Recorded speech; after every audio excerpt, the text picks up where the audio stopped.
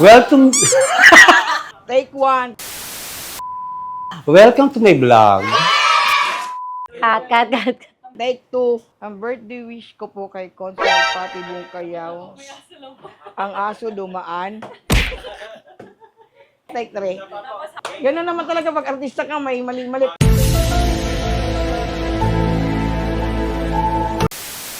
One pie, madaling araw yon.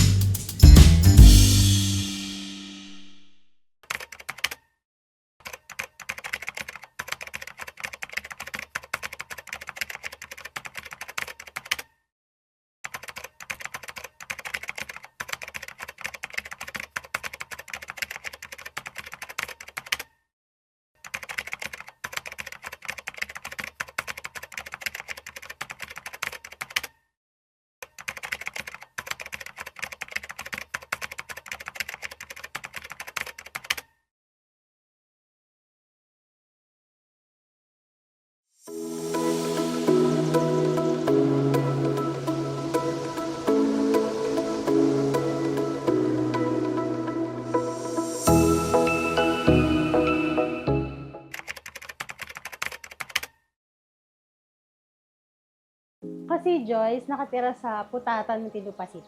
Ako si Ate Lisa, taga Tunasan, Muntinlupa. Ako pala si Lyra sa pagkakakilala sa akin, taga Barangay Bayana. Ang pangalan ko, Kenneth, taga Southville 3, Poblacion, Muntinlupa. Juliet, nakatira sa Victoria Homes, Tunasan, Muntinlupa. I'm Rix, taga Barangay Putatan po ako.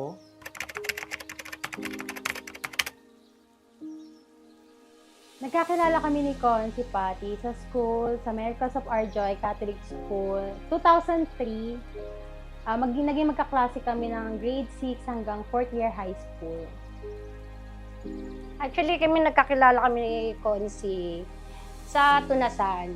Naglalakad ako, kasama ko yung dog. First time ko siyang nakita, talagang, nagulat lang ako na nung araw na yun kasi palabati siya. Nung panahong graduate ako sa Lakewood School, Alabang, binati niya ako nung una. Tapos parang gumaan yung pakiramdam ko nung nakilala ko siya. Tapos yung time na yun, tinawag niya ako ng twins kasi daw pareho daw kami ng buhok. Kaya yun, unang-una yun sa lahat yung buhok ko kasi kulit-kulutan. Nagkakilala kami ni Consi way back 2021. Namigay siya ng bigas pati ng mga load sa mga youth president ng Southville 3 Youth Council. Nakilala ko siya nung time ng election ni Atty. Pat Bungkayaw na kasama siya sa pangampanya. Then, nung tumakbo siya bilang konsihal, 5 years ago, na-meet ko siya dito sa RB1. Nagkakilala kami ni Consi, Pati Bungkayaw, sa kapatid niya si Terdy Bungkayaw. Pumunta kami sa bahay nila, pinakilala niya ako sa mga kapatid niya. Yun nakilala ko si Consi Pati na, siya pala si Pati Kati Bungkayaw.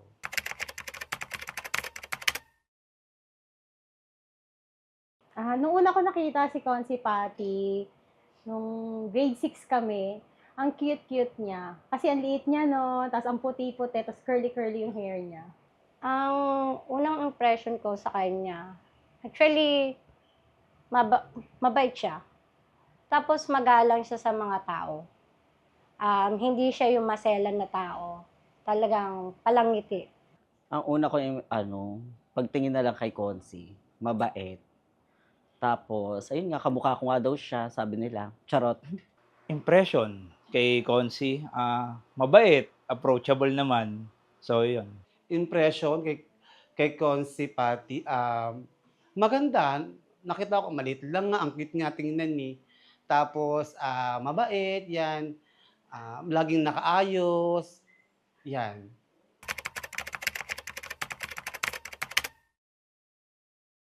Meron akong natatandaan na ginawa namin nung mga younger days namin. Di ko lang sure kung natatandaan niya pa yon.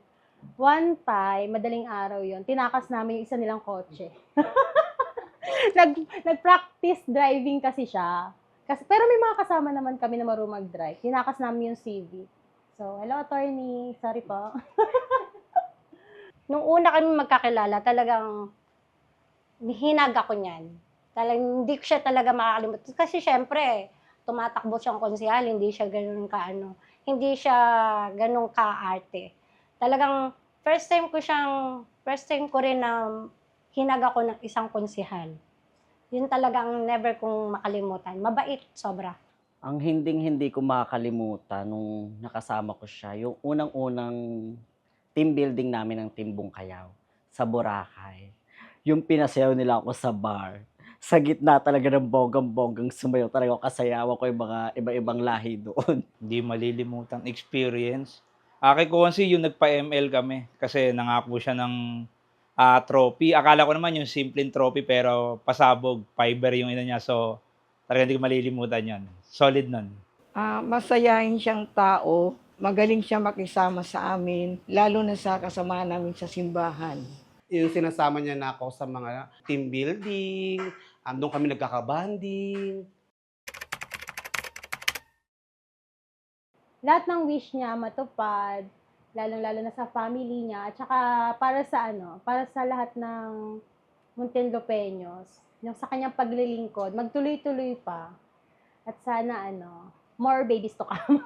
Sana ngayon, baby girl naman. Ang birthday wish ko, sinabi ko naman na sa kanya noon, more babies, but girl. Katulad ng cute mong inaanak. About naman sa last term mo, dahil alam mo naman, pinaka-loyal mo kong tao at kaibigan na rin, hindi ka namin bibitawan hanggang sa dulo.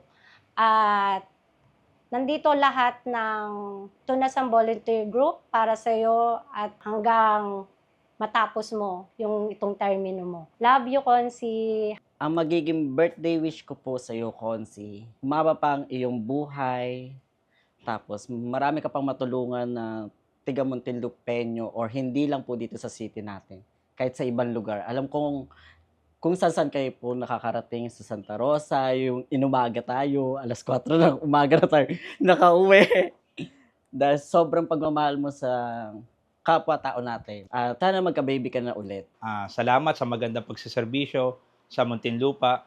Asahan mo ang buong suporta ng aking pamilya at ng Southville 3 Youth Council para sa paparating na eleksyon. Alam kong last term mo, napatunayan mo naman sa 2 termino mo na nakapaglingkod ka ng maayos at mas mapapabuti pa. Maligayang karawan, sana mas mapabuti pa yung pagbablog mo at yung kalusugan mo, syempre. So yon, hanggang sa muli, Konsehala Pati Bungkayaw, happy birthday. Mahal ka ng mga kapwa mo Muntinlupeño. Asahan mo ang buong suporta namin. Ang birthday wish ko po kay Konsehal Pati Bungkayaw, maging malusog siya at maipagpatuloy niya ang paglilingkod sa buong Muntinlupa. Maligayang kaarawan sa iyo, Konsehal Pati Bungkayaw. I love you. Ang birthday wish ko kay Consi Pati Bungkayaw, sana maging successful yung takbo niya ngayong eleksyon. Lahat ng mga wish niya sa buhay matupad. At syempre, good health always yan sa buhay. At humaba pa yung buhay niya. Happy birthday ulit. Konsehal Pati Love Bungkayaw. you.